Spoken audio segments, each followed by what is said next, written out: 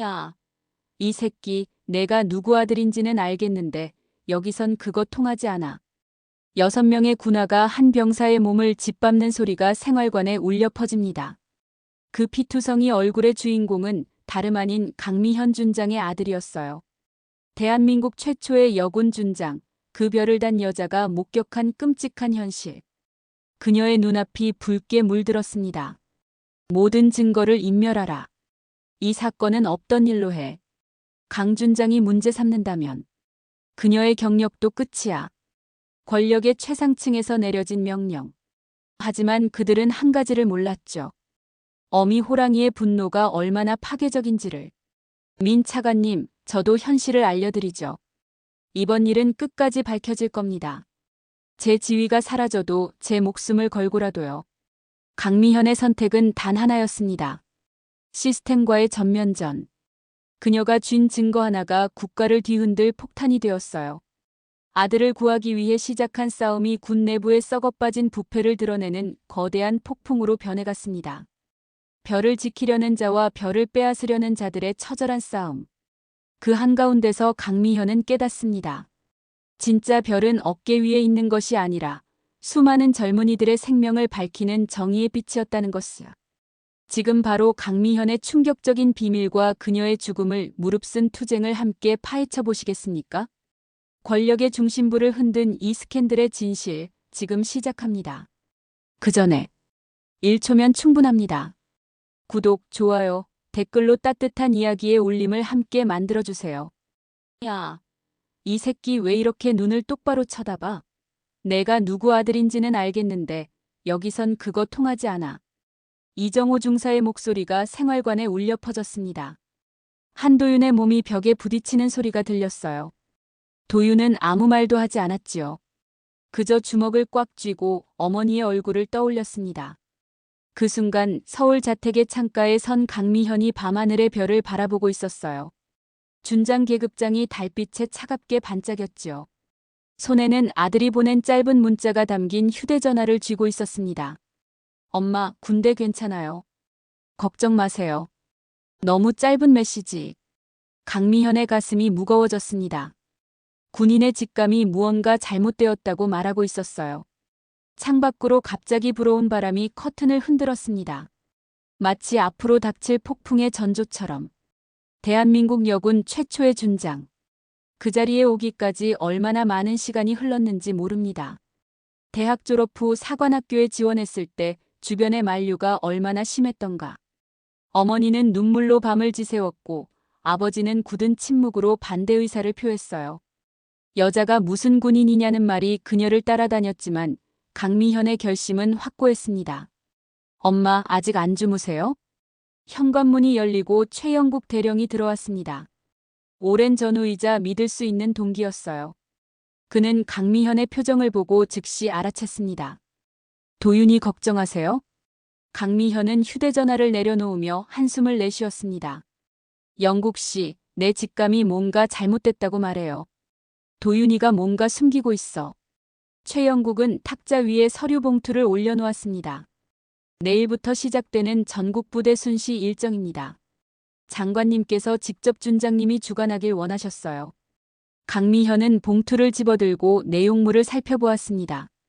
그리고 그녀의 눈이 한 부대 이름에 멈췄어요. 제3사단. 도윤이 있는 곳이었습니다. 운명인가요? 강미현이 중얼거렸습니다. 최영국이 떠난 후 강미현은 도윤의 사진을 든 채 다시 창가로 돌아갔어요.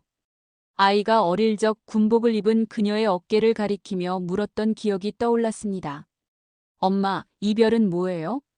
이건 엄마가 열심히 일해서 받은 거야, 도윤아. 엄마는 별을 가진 사람이네요. 그날 밤 강미현은 오랜만에 불안한 꿈을 꾸었습니다. 어둠 속에서 도윤이 그녀를 부르는 소리가 들렸지만 아무리 뛰어도 그에게 닿을 수 없었어요. 새벽녘 그녀는 식은땀을 흘리며 깨어났습니다. 강미현은 샤워를 하고 군복으로 갈아입었어요. 거울 앞에 선 그녀의 모습은 완벽했습니다. 감정을 숨기고 냉철한 판단력을 유지하는 것. 그것이 그녀가 이 자리까지 올 수 있었던 비결이었습니다. 하지만 오늘은 가슴 한 구석이 불안하게 요동쳤어요. 강미현은 아들에게 전화를 걸까 망설였지만 결국 내려놓았습니다. 아들과의 약속을 지키기로 했어요. 그는 자신의 길을 가야 했습니다. 차는 서울을 벗어나 고속도로로 접어들었어요. 창밖으로 펼쳐진 풍경이 빠르게 지나갔습니다. 강미현은 태블릿으로 부대 현황 보고서를 검토하며 생각을 정리했어요. 이번 순시는 매년 진행되는 정기 점검이었지만 올해는 유독 심각한 사건들이 몇 건 보고된 상태였습니다. 하루가 지나고 다음 날 아침, 강미현은 제2사단 순시를 마치고 제3사단으로 향하는 차 안에 있었습니다. 차창 밖으로 내리는 겨울비가 유리창을 두드렸어요. 창밖으로 보이는 풍경이 점점 익숙해져 갔습니다. 강미현은 문득 자신이 어디로 향하고 있는지 깨달았어요. 최 대령, 이 길이 혹시... 옆자리에 앉아있던 최영국 대령이 고개를 끄덕였습니다. 네, 준장님. 다음 일정이 제3사단입니다. 아드님이 배치된 곳이기도 하죠. 강미현의 가슴이 덜컥 내려앉았어요. 도윤과의 약속이 떠올랐지만 이미 계획된 순시 일정을 바꿀 수는 없었습니다. 그래도 가능하면 도윤과 마주치지 않도록 조용히 업무만 보고 떠나리라 마음먹었지요. 부대에 도착한 강미현을 사단장과 참모들이 맞이했습니다. 형식적인 환영 인사가 오갔어요. 강미현은 늘 그렇듯 냉정한 표정을 유지했지만 마음 한구석에서는 도윤에 대한 걱정이 자리 잡고 있었습니다. 준장님, 이쪽으로 모시겠습니다. 회의실에서 부대 현황 보고가 있을 예정입니다. 강미현은 묵묵히 사단장을 따라 본부 건물로 향했어요. 회의는 지루하게 이어졌습니다. 강미현은 자리에 앉아 보고를 듣는 척하며 속으로는 시계만 쳐다보고 있었지요. 빨리 이곳을 벗어나고 싶었어요. 회의가 끝나고 부대 시설 견학이 시작되었습니다. 강미현은 최대한 무표정을 유지하며 사단장의 설명을 들었어요. 그때였습니다. 생활관 방향에서 들려온 고함 소리와 둔탁한 소리. 강미현은 순간 귀를 기울였지요. 저기 무슨 소리입니까? 사단장이 당황한 기색을 보였습니다. 아마 훈련 중인 것 같습니다. 준장님, 이쪽으로. 하지만 강미현의 직감이 위험 신호를 보내고 있었어요. 20년 군 생활, 그 어떤 훈련도 저런 소리를 내지는 않습니다. 강미현은 사단장의 안내를 무시하고 소리가 들려온 방향으로 걸음을 옮겼지요. 준장님, 저쪽은... 사단장의 말이 채 끝나기도 전에 강미현은 생활관으로 향하는 계단을 뛰어 올라가고 있었습니다. 심장이 미친 듯이 뛰었어요. 뒤에서 따라오는 발소리가 들렸지만 강미현은 아랑곳하지 않았지요. 생활관 문을 열자 충격적인 광경이 펼쳐졌습니다. 6명의 병사들이 한 병사를 둘러싸고 있었어요. 바닥에 쓰러진 병사의 얼굴은 피로 범벅이 되어 있었습니다. 강미현의 시선이 그 병사의 이름표로 향했지요. 한도윤. 시간이 멈춘 것 같았어요. 강미현의 머릿속에서 무언가가 끊어지는 소리가 들렸습니다. 그녀의 눈앞이 붉게 물들었어요.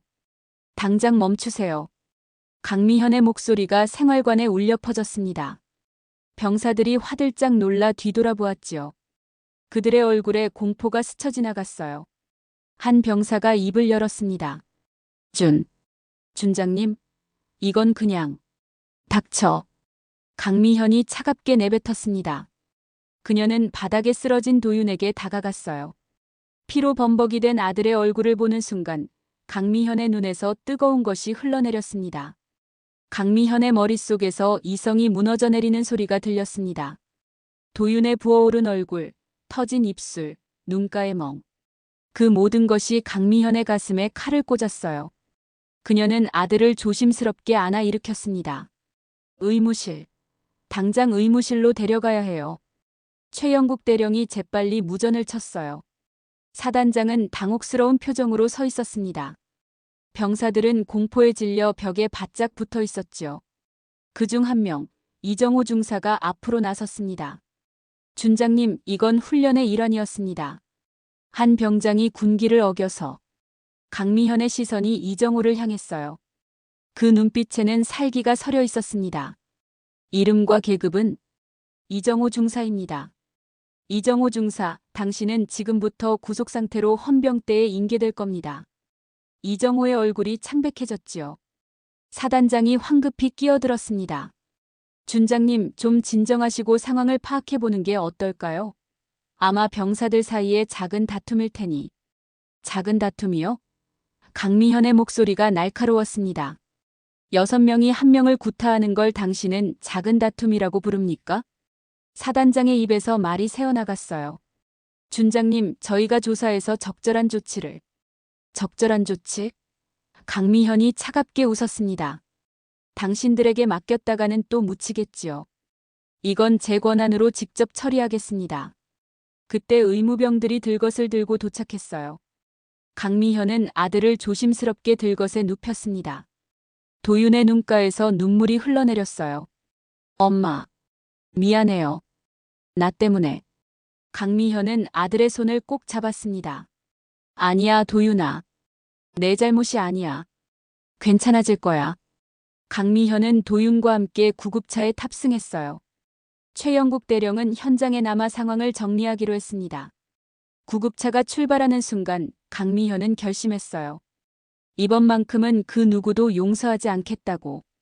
병원에 도착한 후 도윤은 응급실로 실려갔습니다. 의사의 진단은 충격적이었어요. 갈비뼈 골절, 안면부 타박상, 뇌진탕 의심. 강미현은 병원 복도에 홀로 서서 전화를 걸었습니다. 국방부 장관에게 직보할 생각이었지요. 그러나 예상과 달리 장관은 전화를 받지 않았어요. 대신 비서실에서 연락이 왔습니다. 민우석 차관이 직접 이 사건을 처리하겠다는 내용이었지요. 민우석이라. 강미현은 쓴웃음을 지었습니다. 민우석은 군 내부에서 오랫동안 실세로 군림해온 인물이었어요. 그와 강미현은 몇 번의 마찰을 빚은 적이 있었지요. 병원 대기실에서 기다리는 동안 최영국 대령에게서 전화가 왔습니다. 준장님, 상황이 좋지 않습니다. 민우석 차관이 직접 개입해서 이 사건을 내부 문제로 처리하려 합니다. 가해 병사들은 이미 격리 조치됐고 증거 수집도 제한되고 있어요. 강미현은 주먹을 불끈 쥐었지요. 역시 그럴 줄 알았어요. 하지만 이번엔 달라요, 최 대령. 절대 물러서지 않을 겁니다. 대기실 문이 열리고 의사가 나왔습니다. 도윤의 의식은 돌아왔지만 당분간 입원 치료가 필요하다는 소견이었어요. 강미현은 깊은 숨을 내쉬었습니다. 도윤이를 볼 수 있을까요? 네, 들어가셔도 됩니다. 하지만 너무 오래 말씀 나누지는 마세요. 병실에 들어서자 도윤이 약한 미소로 강미현을 맞이했어요. 온몸이 붕대로 감겨 있었습니다. 엄마, 약속 지키지 못해서 미안해요. 강미현은 아들의 손을 꼭 잡았지요. 도윤아, 이건 내 잘못이 아니야. 이런 일이 있었다면 엄마에게 왜 말하지 않았니? 도윤은 고개를 돌렸습니다. 한참 침묵이 이어졌어요. 그리고 마침내 도윤의 입에서 충격적인 이야기가 쏟아져 나왔습니다. 처음엔 별거 아니었어요. 제가 준장님 아들이란 걸 알고 나서부터 시작됐죠. 도윤의 목소리는 떨렸습니다. 강미현은 말없이 아들의 이야기를 들었어요. 이정호 중사가 제 신상을 알아냈어요. 그때부터 시작됐죠. 처음엔 사소한 괴롭힘이었어요. 청소 담당 추가 취침 시간 방해, 화장실 청소. 그런데 점점 심해졌어요. 도윤의 눈에서 눈물이 흘러내렸습니다. 그것을 본 강미현의 심장이 조각조각 부서졌어요. 왜 말하지 않았니? 엄마한테. 아니면 지휘관에게라도. 도윤은 쓴웃음을 지었습니다. 말해봤자 소용없었어요. 이정호 중사는 대대장과 친분이 있대요. 한 번은 용기 내서 소대장에게 말했더니 그 다음 날부터 더 심해졌어요. 그때부터 저는 그냥 참기로 했어요. 엄마에게 말하면 엄마가 상처받을까봐 말 못했어요. 엄마가 얼마나 열심히 그 자리까지 올라왔는지 알고 있으니까요. 강미현은 도윤의 말에 가슴이 무너져 내렸습니다. 아들이 그녀를 위해 그런 고통을 참아왔다니. 도윤아, 미안해. 엄마가 너를 지키지 못해서. 아니에요, 엄마. 엄마 잘못 아니에요.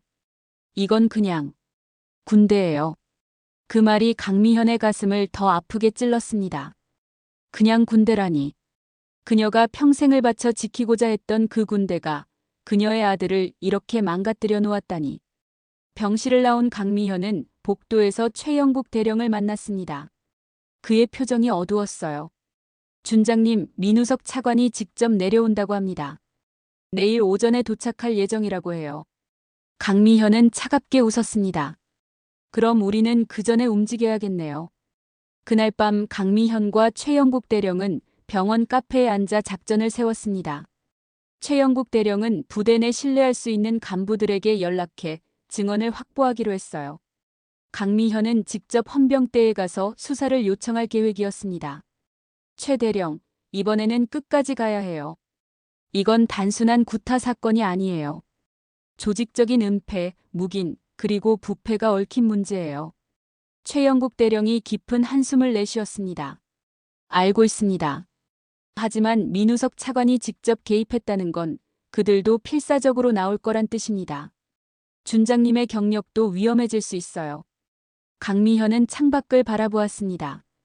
병원 창문 너머로 별이 빛나고 있었어요. 괜찮아요. 내 아들이 겪은 일을 생각하면 내 경력 따위는 아무것도 아니에요. 이튿날 아침 민우석 차관이 병원에 도착했습니다. 그의 표정은 굳어 있었어요. 강미현은 병원 로비에서 그를 맞이했습니다. 오랜만입니다, 강 준장. 유감스러운 상황에서 만나게 되네요. 민우석의 목소리는 부드러웠지만 그 눈빛은 차가웠습니다. 두 사람은 병원 회의실로 자리를 옮겼어요. 이번 일은 안타깝지만 군 내부의 문제로 조용히 처리하는 게 좋겠습니다. 민우석이 말했어요. 가해 병사들은 적절한 처벌을 받을 것이고 준장님의 아드님은 특별 휴가를 받게 될 겁니다. 강미현은 냉소적으로 웃었습니다. 그게 당신들의 해결책인가요? 조용히 덮고 피해자를 내보내고 가해자는 솜방망이 처벌. 현실적인 해결책입니다, 강 준장. 이 일이 언론에 알려진다면 군의 이미지에 큰 타격이 될 테니까요. 군의 이미지요? 강미현의 목소리가 높아졌습니다. 사람이 다치고 있는데 이미지를 걱정하십니까? 민우석이 한숨을 내쉬었습니다. 강 준장, 냉정해지세요. 당신은 지금 어머니로서 감정적으로 대응하고 있어요. 군인으로서. 맞아요, 저는 어머니입니다. 하지만 동시에 이 나라의 군인이기도 해요. 그리고 군인으로서 이런 부조리를 묵과할 수 없습니다. 민우석의 표정이 굳어졌어요. 그렇다면 유감스럽게도 강 준장에 대한 보직 재검토가 필요할 것 같군요. 감정적 대응은 지휘관에게 적합하지 않으니까요. 강미현은 자리에서 일어났습니다. 위협하시는 건가요? 현실을 알려드리는 겁니다. 강미현은 문 쪽으로 걸어갔습니다. 문고리를 잡은 채 뒤돌아봤어요. 민 차관님, 저도 현실을 알려드리죠. 이번 일은 끝까지 밝혀질 겁니다. 제 지위가 사라져도 제 목숨을 걸고라도요. 강미현은 병원을 나서며 최영국 대령에게 전화를 걸었습니다. 목소리가 떨렸어요. 최 대령, 우리 시간이 없어요. 민우석 차관이 이 사건을 서둘러 마무리하려고 해요. 아마 도윤이를 다른 곳으로 전출시키고 가해자들에게는 가벼운 처벌만 내릴 겁니다. 최영국 대령의 목소리가 수화기 너머로 들려왔습니다. 준장님, 증거를 좀 확보했습니다. 부대 내 CCTV 영상과 몇몇 병사들의 증언이요. 이정호 중사의 가혹행위는 이번이 처음이 아니었습니다. 강미현의 눈빛이 달라졌어요. 정말요? 그 자료들 지금 당장 보내주세요. 병원으로 돌아온 강미현은 태블릿으로 최영국 대령이 보낸 자료들을 검토했습니다. 영상 속에는 이정호 중사가 여러 병사들을 괴롭히는 모습이 담겨 있었어요.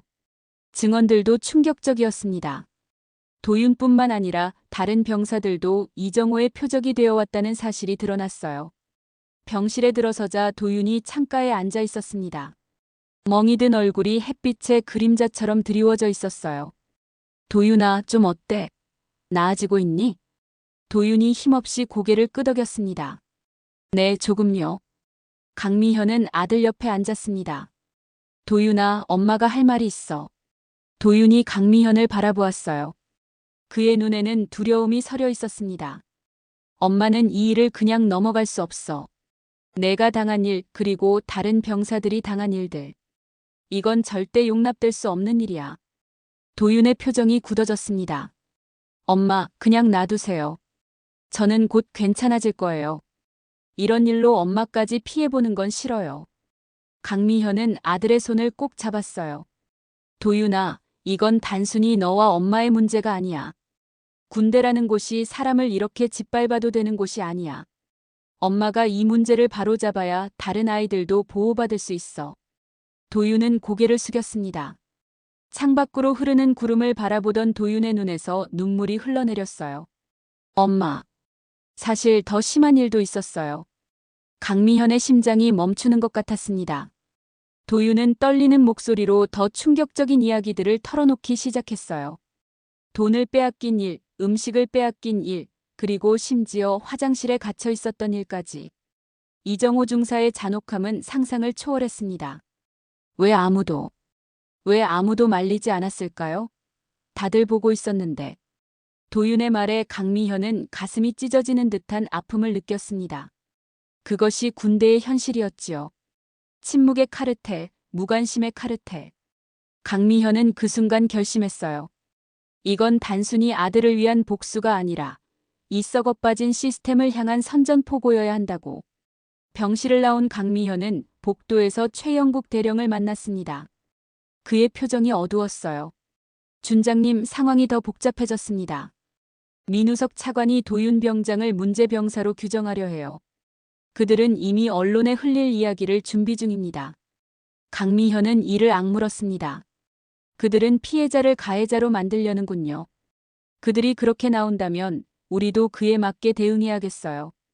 강미현은 그날 밤 오랫동안 연락을 끊고 지냈던 옛 후배에게 전화를 걸었습니다. 현재 주요 방송국의 기자로 일하고 있는 사람이었지요. 준장님, 정말 놀랍네요. 이 시간에 전화 주시다니. 미안해요. 갑자기 연락해서. 하지만 당신의 도움이 필요해요. 군 내부에 심각한 인권 침해 사건이 있어요. 내부에서는 이미 은폐 작업이 시작됐어요. 전화 너머로 침묵이 흘렀습니다. 그리고 이어진 대답. 어떻게 도와드리면 될까요? 강미현은 깊은 숨을 내쉬었습니다. 이제 돌이킬 수 없는 강을 건너고 있다는 것을 알았지요. 하지만 아들의 상처 입은 얼굴, 그리고 같은 고통을 겪고 있을 다른 병사들을 생각하면 주저할 수 없었어요. 진실을 세상에 알리는 데 도움이 필요해요. 다음 날 아침 강미현은 텔레비전 뉴스를 보며 커피를 마시고 있었습니다. 뉴스 속보가 흘러나왔지요. 국방부 내부에서 심각한 구타 사건이 발생했다는 제보가 들어왔습니다.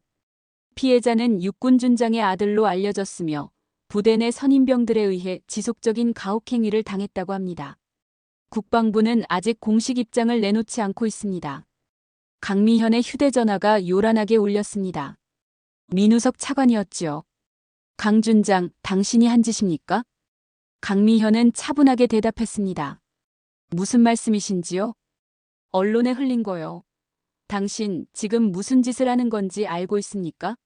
이런 식으로 나오면 당신의 군 생활은 여기서 끝입니다. 강미현은 웃음을 지었어요. 민 차관님, 저는 이미 그런 위협에 굴복하지 않기로 했습니다. 이번 일은 끝까지 진실이 밝혀져야 해요. 통화가 끊긴 후 곧바로 최영국 대령에게서 전화가 왔습니다. 준장님, 본부가 발칵 뒤집혔습니다. 모든 간부들이 긴급 소집됐어요. 아무래도 사태를 어떻게 수습할지 논의하는 것 같습니다.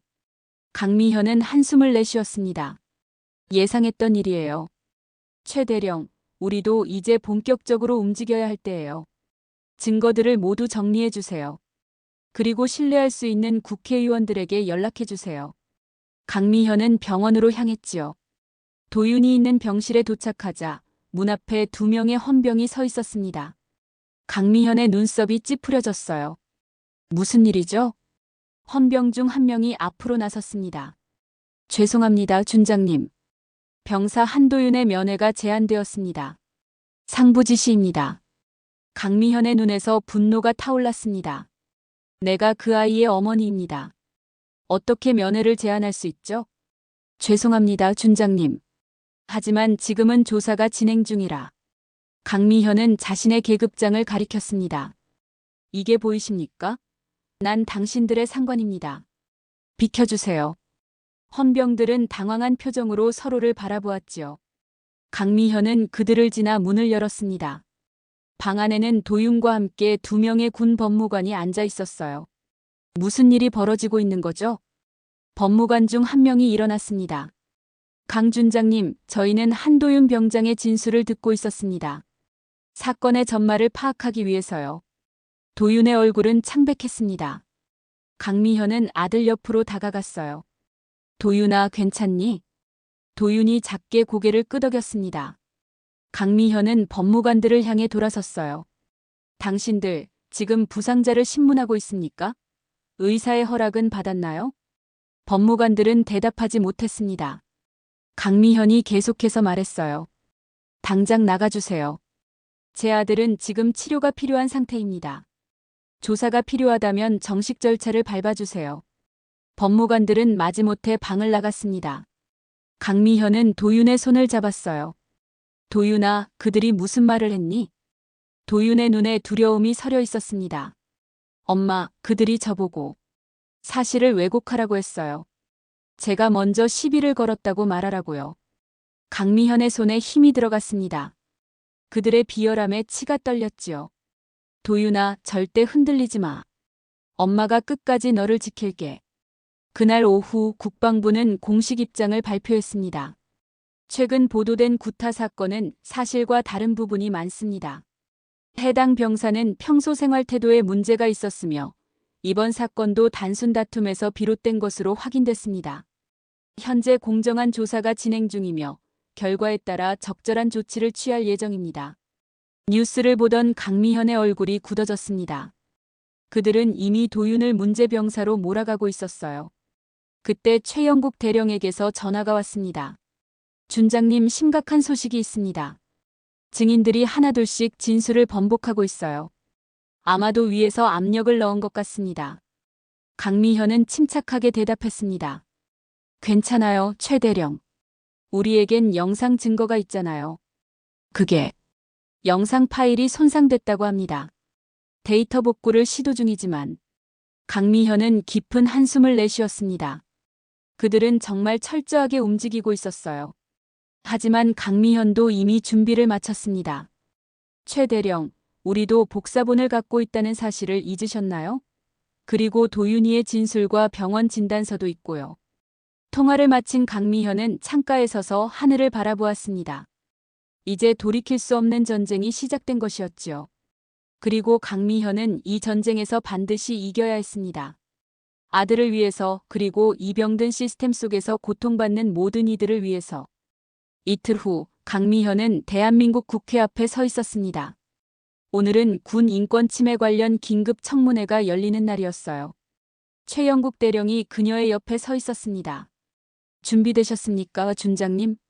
강미현은 굳은 표정으로 고개를 끄덕였습니다. 네, 모든 준비를 마쳤어요. 국회 청문회장은 이미 기자들과 방청객들로 가득 차 있었지요. 강미현이 입장하자 수많은 카메라 플래시가 터졌습니다. 증인석에 앉은 강미현의 맞은편에는 민우석 차관과 국방부 관계자들이 앉아 있었어요. 위원장이 청문회 개회를 선언했습니다. 오늘 청문회는 최근 문제가 된 군내 구타 및 가혹행위와 관련하여 진상을 규명하고자 합니다. 첫 번째 증인으로 강미현 준장을 모셨습니다. 강미현은 마이크 앞에 앉았어요. 그녀의 목소리는 흔들림 없이 또렷했습니다. 저는 대한민국 육군 준장 강미현입니다. 그리고 동시에 피해자 한도윤 병장의 어머니이기도 합니다. 청문회장이 술렁였습니다. 민우석 차관의 얼굴이 굳어졌어요. 지난 2주 동안 제 아들은 선임병들에 의해 지속적인 구타와 가혹행위를 당했습니다. 그리고 더 충격적인 것은 이런 행위가 상급자들에 의해 묵인되고 있었다는 사실입니다. 강미현은 준비해온 증거들을 하나씩 제시했습니다. 도윤의 진술서, 병원 진단서, 그리고 가장 결정적인 증거인 폭행 장면이 담긴 영상. 영상이 스크린에 재생되자 청문회장은 얼어붙었습니다. 도윤이 6명의 병사들에게 둘러싸여 구타당하는 장면, 그리고 이정호 중사가 그것을 지시하는 장면까지 생생하게 담겨 있었어요. 이것은 단순한 사고가 아닙니다. 조직적이고 계획적인 가혹행위입니다. 그리고 더 심각한 것은 이 사건이 알려진 후 국방부가 취한 행동입니다. 강미현은 더 충격적인 증거를 제시했습니다. 민우석 차관과 사단장이 사건을 은폐하기 위해 나눈 대화 녹음, 증인들에게 압력을 가하는 내용의 문자 메시지, 그리고 도윤을 문제 병사로 몰아가기 위해 조작된 문서들까지. 이것이 우리 군의 현실입니다. 권력자들은 자신들의 지위를 지키기 위해 진실을 왜곡하고 피해자를 가해자로 만들려 합니다. 저는 육군준장으로서 그리고 한 사람의 어머니로서 이러한 부정의에 더 이상 침묵할 수 없었습니다. 청문회장은 완전히 정적에 빠졌습니다. 민우석 차관의 얼굴은 창백해졌어요. 위원장이 말했습니다. 민우석 차관님, 이에 대한 답변을 듣고 싶습니다. 민우석은 떨리는 손으로 물을 한 모금 마시고 마이크 앞에 앉았습니다. 저희는 모두 조작된 증거입니다. 강 준장은 어머니로서의 감정에 휘둘려 사실을 왜곡하고 있습니다. 녹음 파일은 문맥을 무시한 편집본이며 영상 역시 전후 상황을 제대로 보여주지 않고 있습니다. 강미현이 차갑게 웃었습니다. 그렇다면 민 차관님, 전 상황이 담긴 원본을 제출해 주시죠. 그런데 원본은 이미 삭제되었다고 들었습니다만. 민우석의 얼굴이 붉어졌어요. 그가 말을 더듬었습니다. 그것은. 위원장이 다시 발언했습니다. 다음으로 이정호 중사를 증인으로 불러주시기 바랍니다. 법정에 들어선 이정호는 완전히 기가 죽은 모습이었습니다. 그는 증인석에 앉아 고개를 숙였어요. 이정호 중사, 한도윤 병장에 대한 가혹행위를 지시하고 실행한 것이 사실입니까? 이정호는 잠시 망설이다가 입을 열었습니다. 네, 사실입니다. 청문회장이 술렁였죠. 이정호가 계속해서 말했습니다. 저는 지시를 받았습니다. 한도윤 병장이 모범적이지 않은 병사라는 인상을 주도록 만들라는. 누구의 지시였습니까? 이정호는 떨리는 목소리로 대답했습니다. 대대장님과 그 위의 분들이요. 그 순간 청문회장은 완전한 혼란에 빠졌습니다. 기자들은 앞다투어 질문을 던졌고 방청객들 사이에서는 분노의 목소리가 터져나왔어요. 민우석 차관은 창백한 얼굴로 자리에 앉아 있었습니다. 위원장이 망치를 두드려 질서를 요청했지요. 이 사안은 매우 심각합니다. 오늘 제시된 증거를 바탕으로 검찰의 수사를 의뢰하겠습니다. 또한 국방부 차원의 전면적인 조사와 제도 개선이 필요할 것으로 보입니다. 청문회가 끝난 후 강미현은 최영국 대령과 함께 병원으로 향했습니다. 도윤은 텔레비전으로 청문회를 지켜보고 있었어요. 엄마. 도윤의 눈에는 눈물이 고여 있었습니다. 강미현은 아들을 꼭 안아주었습니다. 이제 괜찮아. 정의가 승리했어. 청문회 이후 대한민국은 큰 충격에 빠졌습니다. 군 내부의 부조리와 은폐 문화가 백일화에 드러난 것이지요. 국방부는 즉각적인 조치를 발표했어요. 이정호 중사를 비롯한 가해자들은 모두 구속됐고 사단장과 연대장은 직위 해제되었습니다. 민우석 차관 역시 사직서를 제출했어요. 강미현의 용기 있는 행동은 많은 이들에게 감동과 용기를 주었습니다. 수많은 전역 군인들과 현역 병사들의 부모가 그녀에게 감사 인사를 전했지요. 군 내부에서도 오랫동안 침묵해왔던 이들이 목소리를 내기 시작했어요. 한 달 후 강미현은 국방부에서 명예로운 전역을 선택했습니다. 그녀의 전역식에는 수많은 언론과 시민들이 찾아왔지요. 강미현은 마지막 연설에서 말했습니다. 저는 20년 동안 이 제복을 입고 국가를 위해 봉사했습니다. 그리고 항상 자랑스러웠습니다. 하지만 진정한 애국은 때로는 불의에 맞서 싸우는 것이라고 생각합니다. 군인은 나라를 지키는 사람들입니다. 그들이 존중받고 보호받아야 이 나라도 튼튼해질 수 있습니다. 전역 후 강미현과 도윤은 오랫동안 살았던 서울을 떠나 고향인 강원도로 내려갔습니다. 조용한 시골집에서 새로운 삶을 시작한 것이지요. 도윤은 제대 후 심리적 치료를 받으며 천천히 상처를 치유해 나갔어요. 어느 여름 저녁 강미현과 도윤은 마당에 나란히 앉아 별을 바라보고 있었습니다. 밤하늘에는 무수한 별들이 빛나고 있었지요. 엄마, 가끔 생각해요. 엄마가 그때 그 사건을 목격하지 않았다면 어땠을까? 아마 저는 계속 그곳에서 고통받았겠죠? 강미현은 아들의 어깨를 감싸 안았습니다. 운명이었나 봐. 엄마가 너를 지키기 위해 그곳에 있었던 거야. 도윤이 하늘을 올려다보며 말했습니다. 어릴 때 엄마의 계급장을 보고 별이라고 불렀던 기억나요? 엄마는 별 하나만 달고 다니는 줄 알았는데. 강미현이 미소 지었습니다. 그랬지. 이제 알아요. 엄마는 그 별 하나로 온 세상을 비추고 있었다는 걸. 강미현의 눈에 눈물이 고였습니다. 그녀는 아들의 손을 꼭 잡았어요. 한때는 군인으로서의 삶이 전부라고 생각했지만 이제는 아들과 함께하는 이 평범한 일상이 더 소중하게 느껴졌습니다. 청문회 이후 군 내부에서는 큰 변화가 일어났어요. 병역 문화 개선을 위한 특별위원회가 설립되었고 인권 침해 신고 제도가 강화되었습니다. 강미현의 용기는 많은 이들에게 희망이 되었지요. 어느 날 강미현은 우편함에서 한 통의 편지를 발견했습니다. 발신인은 낯설었어요. 조심스럽게 편지를 열어보니 그것은 한 병사의 어머니로부터 온 감사 편지였습니다. 강미현님, 당신의 용기 덕분에 우리 아들이 더 이상 고통받지 않게 되었습니다. 당신은 단 한 명의 아들을 구한 것이 아니라 수많은 젊은이들을 구했습니다. 진심으로 감사드립니다. 강미현은 편지를 가슴에 안고 하늘을 바라보았습니다.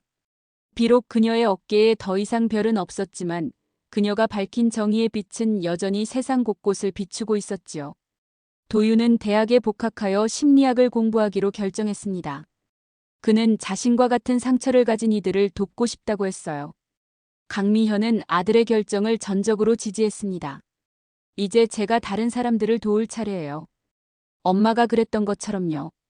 강미현은 마음이 뭉클해졌습니다.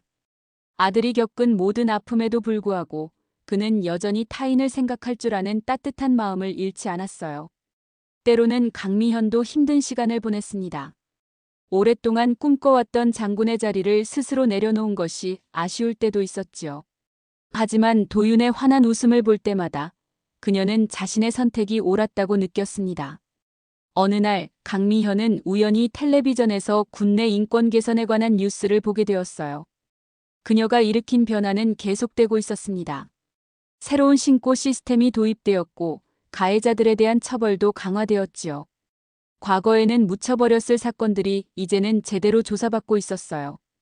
어느 겨울밤 강미현과 도윤은 창가에 앉아 눈 내리는 풍경을 바라보고 있었습니다. 도윤이 말했어요.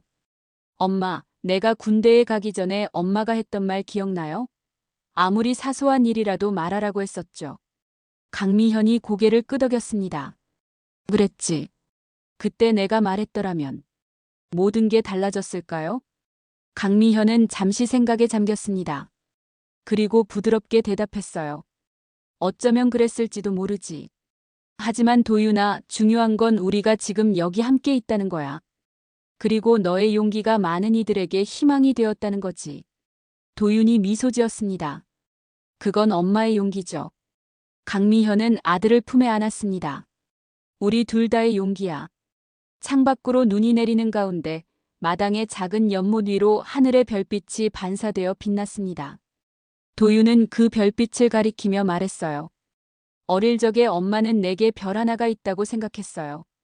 그런데 지금 보니 엄마는 온 하늘의 별을 품고 있었네요. 강미현의 눈에 눈물이 맺혔습니다. 그녀는 아들의 손을 꼭 잡았어요. 도윤아, 별은 혼자 빛나는 게 아니야. 수많은 별들이 함께 밤하늘을 밝히지. 우리도 마찬가지야. 한 사람의 용기가 다른 이들에게 용기를 주고 그렇게 세상은 조금씩 더 밝아지는 거야. 도윤은 고개를 끄덕였습니다. 그의 눈에서 더 이상 두려움은 찾아볼 수 없었어요. 대신 그곳에는 희망과 결의가 빛나고 있었습니다. 엄마, 앞으로도 그 빛을 계속 밝혀요. 우리 함께요. 강미현은 미소 지었습니다. 비록 그녀의 어깨에 별이 없어졌지만 그녀의 마음속에는 더 밝은 별이 빛나고 있었지요. 그것은 바로 사랑과 정의, 그리고 용기라는 이름의 별이었습니다. 여러분은 이 이야기를 듣고 어떤 생각이 드셨나요? 여러분의 생각을 아래 댓글에 남겨주세요. 그리고 감동적인 사연을 주변 사람들과 공유하고 함께 이야기 나눠보세요. 마지막으로 1초밖에 걸리지 않는 구독과 좋아요, 알림 설정은 영상 제작에 큰 힘이 됩니다.